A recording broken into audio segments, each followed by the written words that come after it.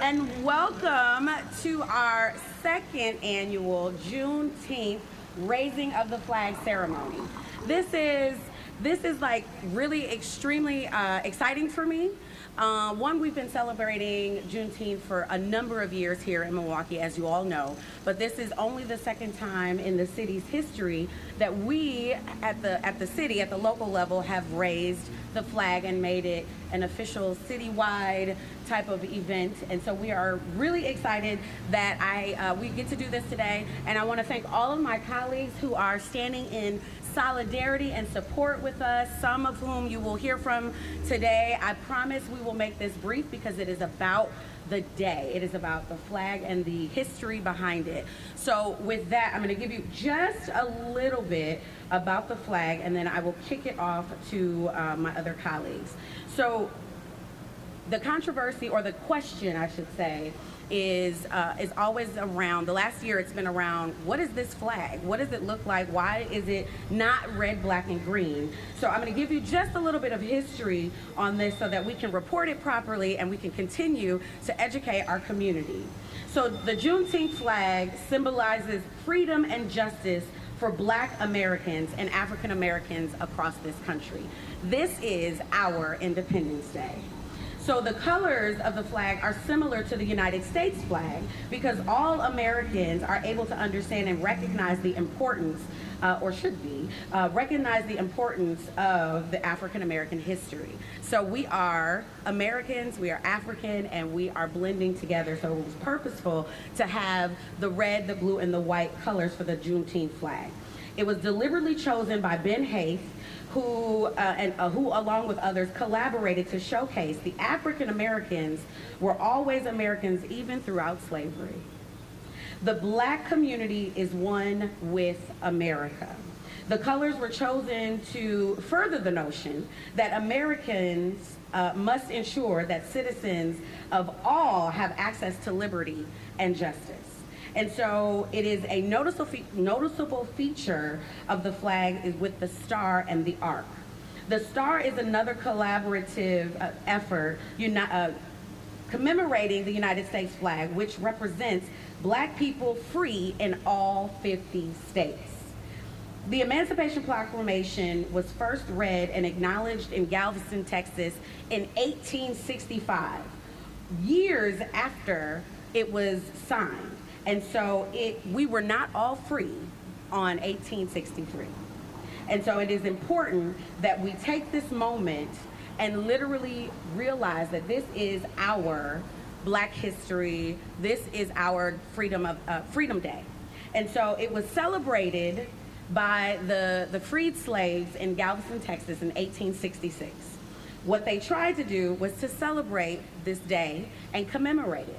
Unfortunately, segregation laws and all of the culture at the time did not allow for that.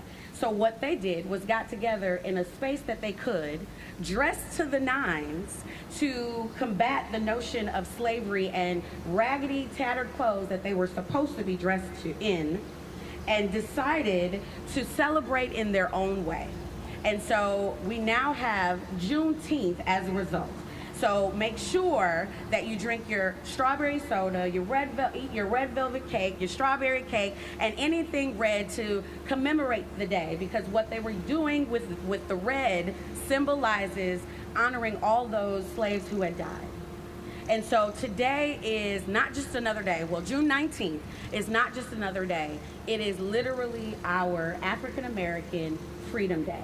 And so we are celebrating that. We are excited. And with that, I will pass it over to our current treasurer, but our previous state senator who made it legal, or who adopted it in the state during his time. So, Treasurer Cox, come on up.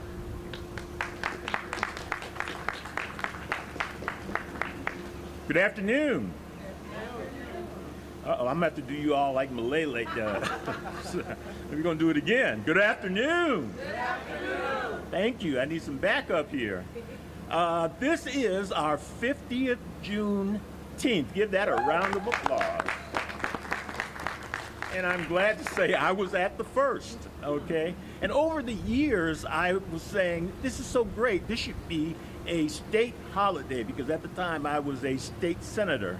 But first we started in 1987 with State Representative Marcia Cox, and our state wasn't ready for it. Okay, so we kept coming and we kept coming.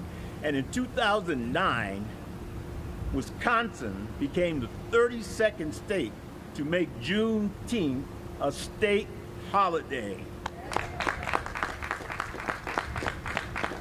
Well, now I'm the city treasurer, and I am glad to say that we are here today to once again raise the Juneteenth flag. And just like our ancestors raised themselves from the shackles of slavery after the Civil War, we are here today to raise this flag to put ourselves into the future after the pandemic. And we do that with the African word of Harambe, okay? So I want us to give 3 big Harambes to celebrate the raising of the flag. So if you're ready, let's do it. 1, Harambe! Harambe! 2, Harambe! Harambe! 3, Harambe! Harambe! Give yourselves a round of applause. Thank you very much. God bless you. Thank you, Treasurer Coggs, for those remarks. Give a round of applause for Treasurer Coggs, everybody. A lot of folks tend to look at celebrations like these, events like these, and say that's a black thing. It's an African American thing. But the truth of the matter is that the African American story is intrinsically linked with the American story because it's a part of American history. When you go back to 1619 and the first people coming to these shores, they brought folks with them here. Folks that look like me. Folks who toiled and who worked and who were enslaved. And folks who from then to today built this country. And they continue to do that each and every single day. This is an event, the second year in the making here at City Hall, under the leadership of Alderwoman Shantia Lewis. And I want to give Alderwoman Lewis a lot of praise, a lot of kudos here, because this I think is going to be one of those events that's going to last not just 1 year or 2 years. Treasurer Coggs just talked about how Juneteenth is 50 years old and going. This is going to be something that happens every single year for the foreseeable future in the city of Milwaukee, and that's thanks to Alderwoman Lewis's leadership. So thank you, Alderwoman Shantia Lewis. I was reflecting before coming here on a little history myself and looking at Harriet Tubman. And a lot of folks may not know this. Harriet Tubman's life had 2 bookends. She was alive during the lifetime of the one and only President of the Confederate States of America, Jefferson Davis. And she also was alive during the time of one of our current modern presidents, Ronald Reagan. Jefferson Davis, Ronald Reagan. And Ronald Reagan died, he passed away himself, I believe in 2004. So that just goes to show, just goes to tell you that slavery, it wasn't all that long ago. It was not. It's only a few generations behind us. And still there are things that we need to work on to improve life for African Americans, people of color, and so many other groups here in the United States. And we can't do that unless we recognize what happened in the past and celebrate things like this. Freedom for everybody. You know that Juneteenth was not started in 1863 when the Emancipation Proclamation was first signed. It's celebrated when the very last, the very least, the ones who were still enslaved, learned that they were free. So we got a lot of work to do in order to lift everybody up so that everybody can enjoy that sort of freedom. So thank you very much. Happy Juneteenth. And thank you to Alderwoman Shantia Lewis, who I'll pass it back to now. Thank you.